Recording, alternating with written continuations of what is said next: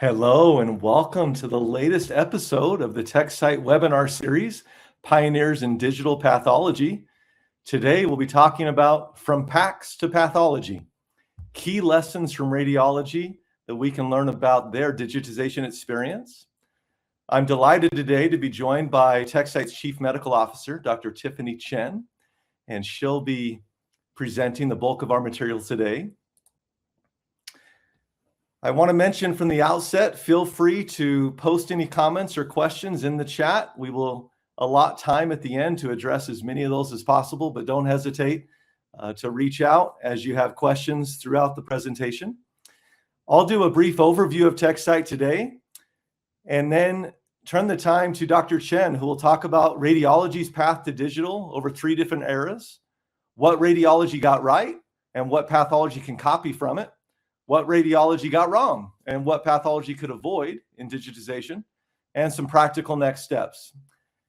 So first, a bit about Techcyte. Techcyte was originally a technology transfer company out of ARUP Laboratories and the University of Utah.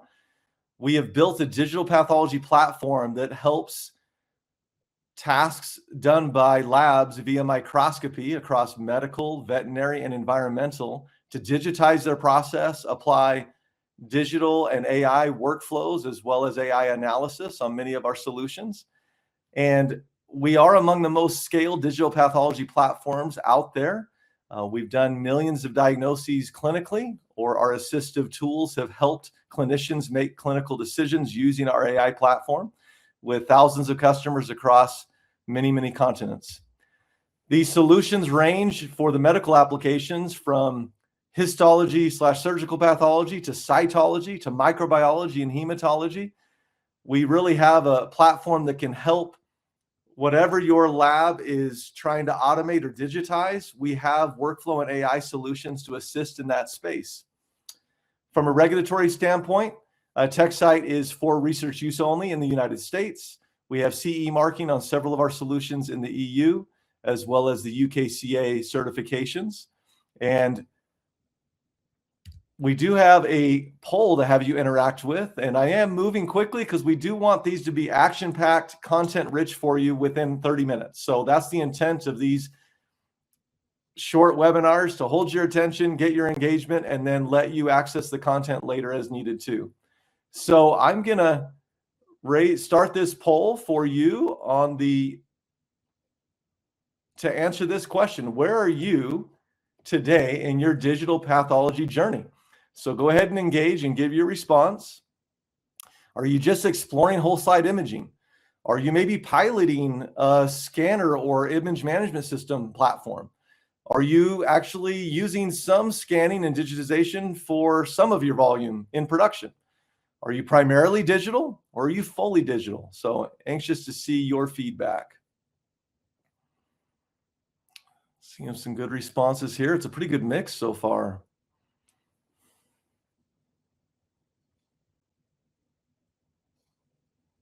Okay, we'll give a few more seconds here.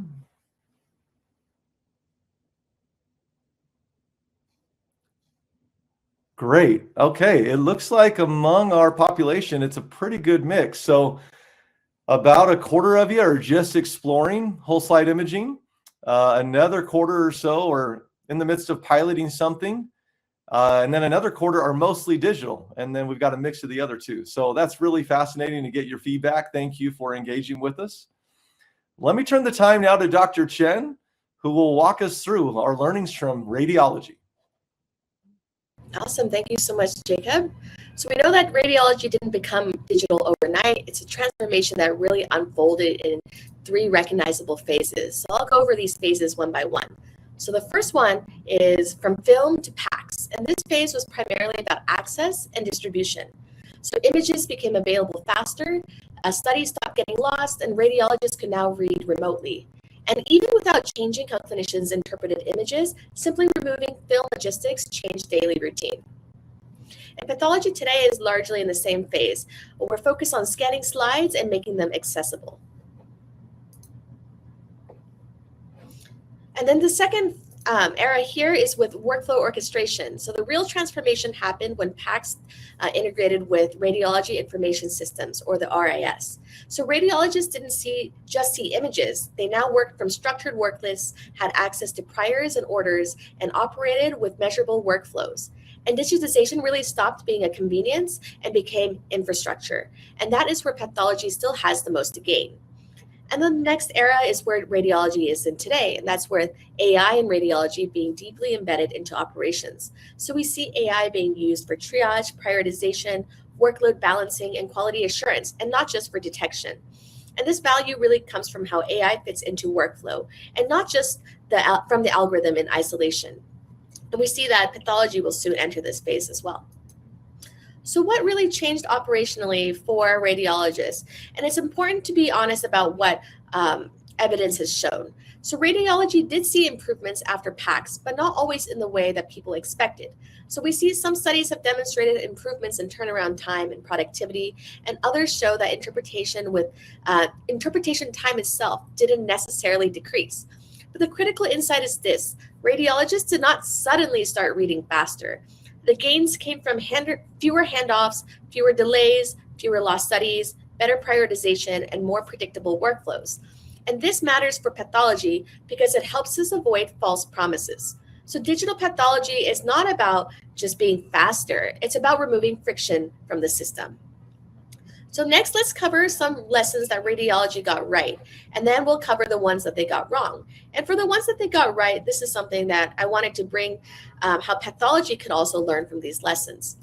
So the first one is with standardization. So radiology scaled because of standardization, specifically with DICOM. And standardization made images portable across different scanners, vendors, and institutions. And this portability enabled enterprise workflows and then later on AI. And for pathology, this translates directly to DICOM whole slide imaging and consistent metadata strategies. So without standardization, AI becomes bespoke, brittle, and really hard to scale. And the next lesson is with workflow integration. So radiology didn't win because it had digital pictures. It won because images were embedded deeply into the workflow.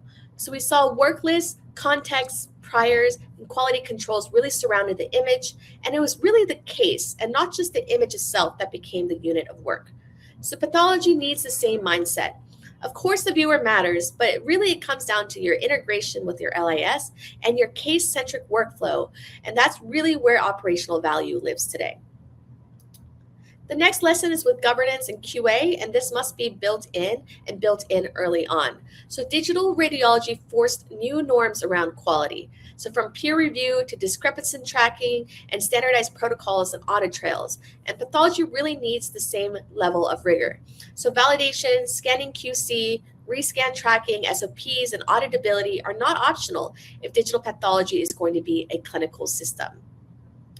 The next lesson is with measuring what matters and measuring that early on.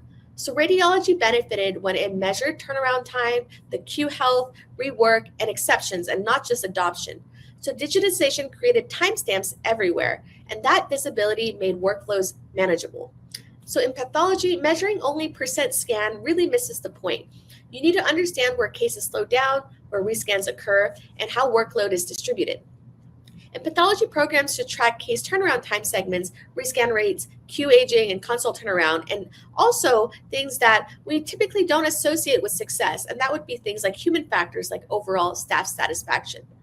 So in this study here, this is from the Mayo Clinic for a fecal trichrome study, it showed that success really goes beyond just throughput. We should also be including human factors, like in this example with overall staff satisfaction. And the last lesson I wanted to highlight was that radiology adoption worked best when digital transformation was treated as a clinical program with full sponsorship clinically, operationally, and from IT. So training, reading environments, phased rollouts, and clinician ownership matter just as much as the software features. And pathology adoption succeeds the same way. So now that we've covered what radiology did right, I think it's really important to also cover where it went wrong. And these are pitfalls that pathology must avoid. And the first one is with early vendor lock-in. So early PACS ecosystems were often proprietary, and institutions made early choices that later limited interoperability and flexibility. So pathology is now making similarly foundational decisions. So lock-in may feel convenient early on and very easy early on, but it becomes costly later as standards continue to evolve and mature. The next pitfall is assuming that productivity is automatic. So digitization does not guarantee productivity. So radiology learned that gains require workflow redesign, and pathology should really expect the same. So digital creates an opportunity, but it doesn't deliver results just by itself. And then the next pitfall is that metric traps that fuel burnout.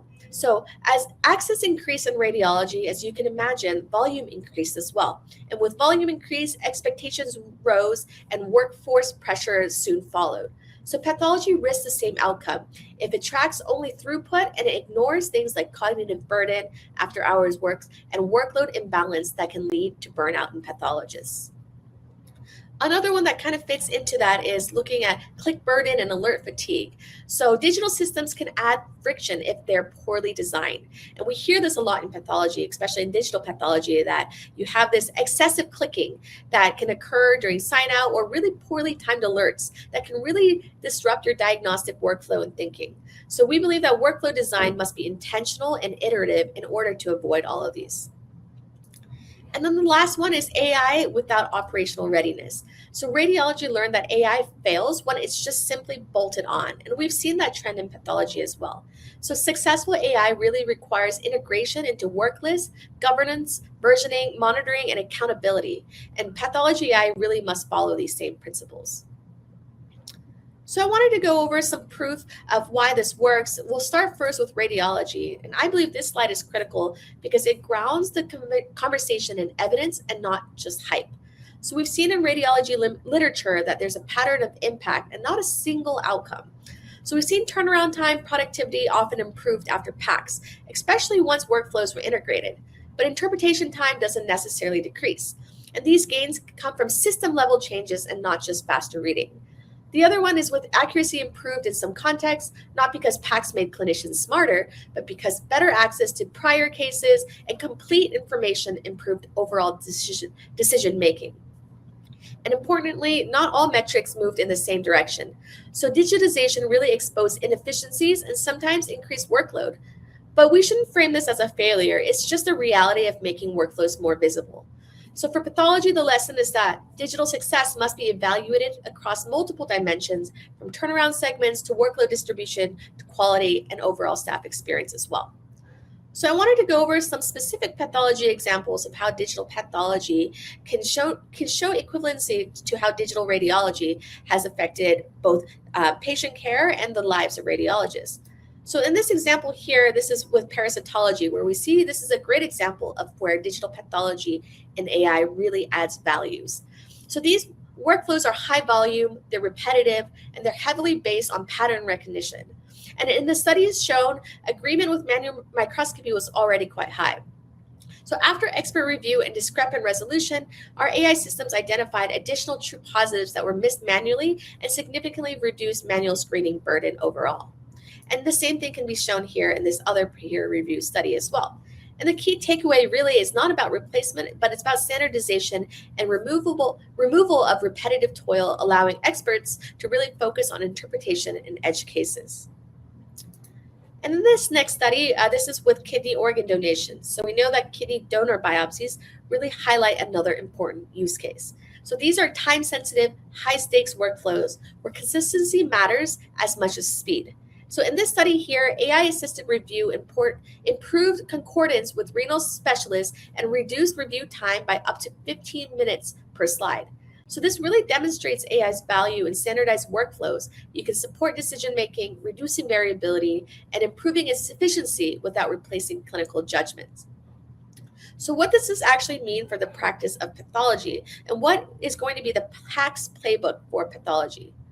So we believe that you have to start with use cases where standardization is high. So we see that is through cases like biopsies with standardized protocols, as well as other use cases like education, consults, and tumor boards. And that is generally the trend that we've seen today when it comes to digital pathology adoption. And then the next one is with building enterprise foundations and building them early on. So interoperability, LIS integration, identity access controls, and cybersecurity must be built, and it must be built early. And this is how radiology turned PACS into infrastructure here. And when it comes to measuring operational metrics and how we want to track them, you must measure operational performance continuously. So again, tracking turnaround time segments, rescan root causes, console turnaround, after-hour load, and click burden. So measurement enables control. And then the last one is with AI. So we want to introduce AI where it removes this measurable toil. Again, it's with really manual tasks like with screening, triage, counting, prioritization, and not necessarily with just detection or primary diagnostics, and really pairing it with governance from day one. So then I want to close by tying everything together and bringing it back to why platforms like Techcyte Fusion exist today. So we know that radiology didn't scale because it digitized workflows or digitized images. It scaled because it digitized workflows. So it was able to take standardized data so images could move freely, and it integrated imaging into operational systems so work could be orchestrated and not just viewed. It built governance and quality controls directly within the digital infrastructure. And only then did AI really begin to add operational value. And we believe that that sequence of events really matters and is something that pathology really needs to parallel. So for us, Techcyte Fusion was intentionally built around those same lessons from radiology's PACS journey. It's not a standalone viewer, but as a platform, not locked to a single modality, but designed to really support histology, cytology, microbiology, and hematology within one operational framework. And we're not just digitizing slides, but orchestrating the work around them through case context, quality checks, handoffs, metrics, and collaboration. So we believe that interoperability is a deliberate choice, and flexibility is also a deliberate choice. And avoiding vendor lock-in is a deliberate choice as well. And because radiology has taught us that when these choices are made too late, there are consequences to that. So the broader takeaway really isn't just about Techcyte, but it's about applying radiology's playbook intentionally. And if radiology's history teaches us anything, it's that the technology is really only half the story, and the other half is how thoughtfully we build the system around it. So I'll end this here and open it up for any discussion and questions. But yes, thank you so much for your time today. And I'll turn it back to Jacob to help moderate any of the questions. Thank you, Dr. Chen. You presented a lot of content in a short amount of time. It's awesome. We have several questions that have come in. First, Brooke asked, what era would Techcyte estimate that digital pathology is in, thinking about the three eras radiology experienced? Yes, that's a great question. I would say we are maybe between eras 1 and 2. So for a lot of places, and as you may know, digitization hasn't been broadly adopted yet. So we're still working on that transition from glass to digitized images. And for some places that have gone digital earlier on, now they're in the workflow orchestration and trying to figure out how to also incorporate an AI. So we really see a broad spectrum, but I would say in general, as a field, we are still in the early stages. I think our poll earlier reflects that too. About 75% said they were at some level of imaging, partial production use. So that makes sense. Jason asked, with LIS integrations, how is radiology able to bridge the gap between sample acquisition and viewing the full diagnostic picture? Was it just through the experience of the radiologist or more ease of use offered by the software? Any commentary there, Dr. Chen? Yeah, I think it's actually really interesting. I think once things went digital, it was much easier to review priors. I think in the past, if you wanted to review prior imaging, especially if it wasn't digital yet, you had to go through a lot more barriers just to even access.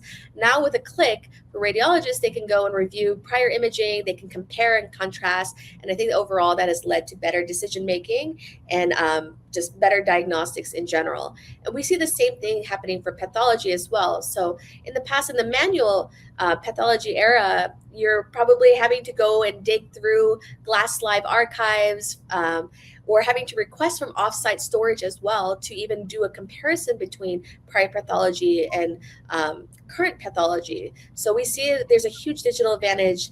Definitely the software component plays a big role, but even just the digitization of imaging allows for easier access to get better clinical context.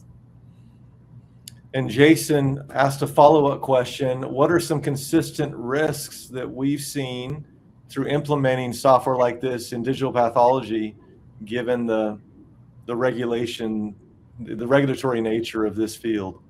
Yeah, I mean, that's a great question. I think there's always the risk when it comes to really sensitive patient information, cybersecurity.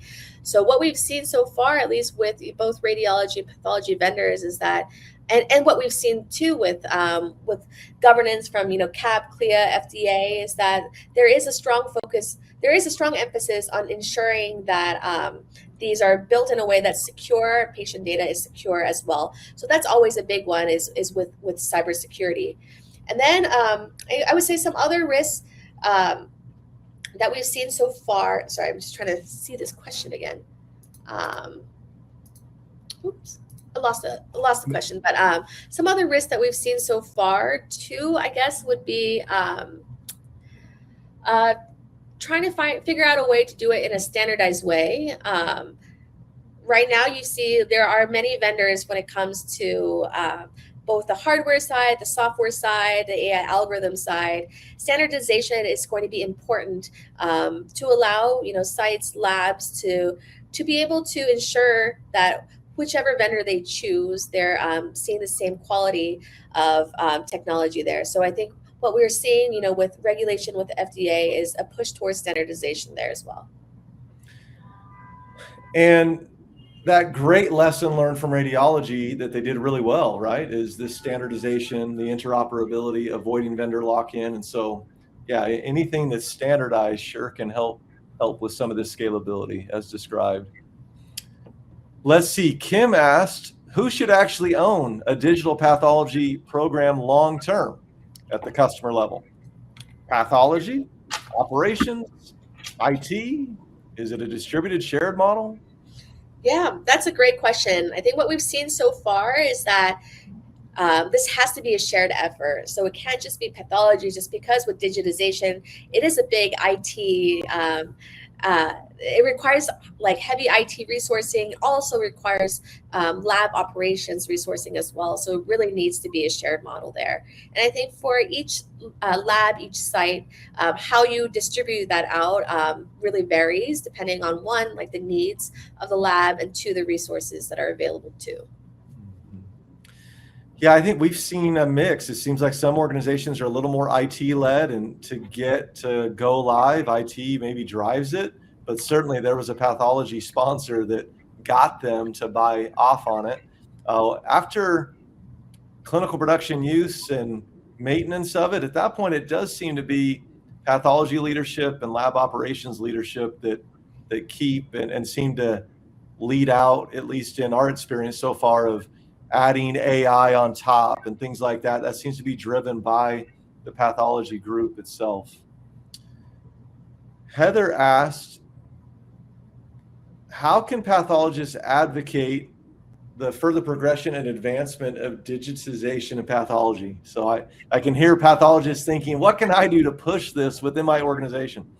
Yes, yeah, that's a big one. And I think we often see that the people making the decisions for what technology gets adopted and implemented, sometimes there's a disconnect with the people who are actually going to be using that. So how do we bridge that so that both the leadership and pathologists are able to adopt technology that can help with their day-to-day workflows? So we see that through education. So there are published studies on the impact of digitization and how that has helped not only with things like turnaround time, but also other measurable metrics as well, like increased case volume, and even softer things like human factors, like with satisfaction. So I think sharing those to your leadership teams who are making the decisions are very important. And with pathologists, I think just getting general exposure to digitization, hearing stories from other sites that have gone digital. I feel like those are the really the best ways to further further digital in their own lab as well. Maybe Jacob, if you wanted to add something to that too, because I know you talk to a lot of different labs and lab leaders too. How have you been able to see the bridging between the two sides? Yeah, it does seem like the pathology labs that start to see peers at other institutions doing things and then bring that back and say, we have got to elevate our game. We've got to elevate our patient care, the opportunity to improve throughput and just be future-proofed, all of those things. It does seem like when folks are coming back from USCAP or PathVisions or some of these peer-reviewed events where they're hearing these best practices, it seems to build some tension internally in the organization that, hey, we need to do something. If we haven't done any imaging, we need to start there. If we've done some imaging, we need to go to clinical use. And if we're only partial, we need to go to the next level of a higher percentage or all. I have seen a lot of pathologists seem to build that business case within their organization as they show, look what this AMC is doing, or this reference lab, or this health or hospital system, or independent path lab. It's amazing the Me Too effect, right? Yeah, and I would say the pathology community is still quite small compared to other medical subspecialties. So I know it's a very tight-knit community too. And from what I've heard so far from other sites is that just talking with your peers has made a big difference, and seeing how they did the implementation, it gets a little bit less scary once you heard from like real life people, real life labs. And I would say another thing to really incentivize like leadership too is through recruitment. So I think this is a big one that we've heard from a couple of our customers, is that now they're able to recruit pathologists from all over the nation because they've gone digital. And I feel like that has been a very strong message to their leadership team, is that they can expand and recruit, especially for labs that may be struggling with recruitment there. We have lots of questions here. Some of these we're going to follow up offline with you. Thank you for the engagement, our audience. I think we've got time to take two more. Dr. Shen, Franklin asks, do you use or recommend any standards like HL7 to exchange data with LIS, for example? Yes, definitely. At Techcyte, and just in general, I think our approach is being completely standards-based. For these next generation image management systems, you really do need to deeply integrate in with the LIS to really drive this like workflow orchestration. And that's through messaging standards like HL7. So with LIS, it's with HL7. With the EHR, like we strongly advocate for FHIR. And with just like imaging in general, like DICOM images. So we're all very standards-based here. And that's what we would recommend as well. I think we'll end with this one. This is unique. I wonder what we learned from radiology on it. So Dr. Chen, what lessons from radiology apply specifically to remote sign-out and cross-site coverage? Yes, that's a great question. I'm sure, like as a pathologist, I've always been a little bit envious of radiologists over the last, 5-10 years of being able to remote sign out from everywhere or anywhere. And that was something that pathology really hasn't been able to do until now with the rise of digitization. So I think when it comes to remote work and digital sign out, it's just ensuring that for pathology digitization, it's not just having a viewer project, but it's really an end-to-end operational transformation. So you still need that connectivity to the LIS, you still need the ability to get clinical context, and then you still need standardization. So we've seen with radiology, they were able to get standardization done over the last 10 years, but with pathology, standardization is actually going to be a lot harder. And that's because we have way more technical variability, way more such as tissue stains, sections, scanner optics, way more factors that are going to be affecting quality. So for remote sign out, cross-site work, and AI and pathology, it really depends on like tighter standardization than radiology initially required. So I do think that it's going to be a little bit harder in that sense. And then I would say like validation burden is also a little bit higher and more visible because of that. And validation, as in like this digital sign out, equal glass, and these types of questions there are really important. Pathologists are personally accountable for this diagnostic equivalence.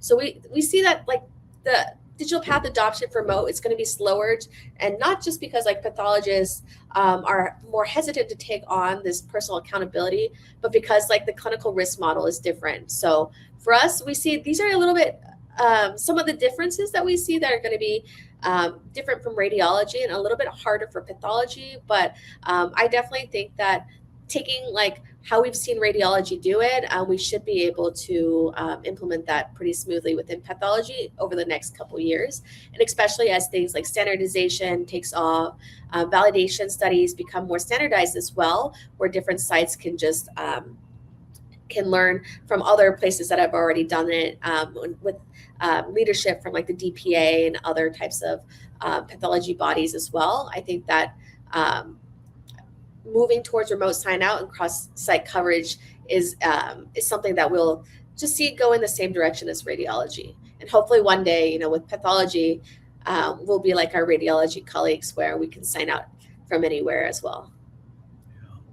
I think it's a core value proposition everybody's anxious to really realize the full benefits of. So Dr. Chen, and to our live audience and those viewing on demand later, thank you for your time and engagement. Please don't hesitate to reach out if we can help or answer any additional questions. Techcyte's been around 13 years, and we're excited for the decades to come as we help our pathology colleagues across the medical disciplines on their digital journey. We learned a lot from PACS, and we're excited to make better steps jointly together. Thanks again for your time, and we'll catch you on the next episode of Pioneers in Digital Pathology.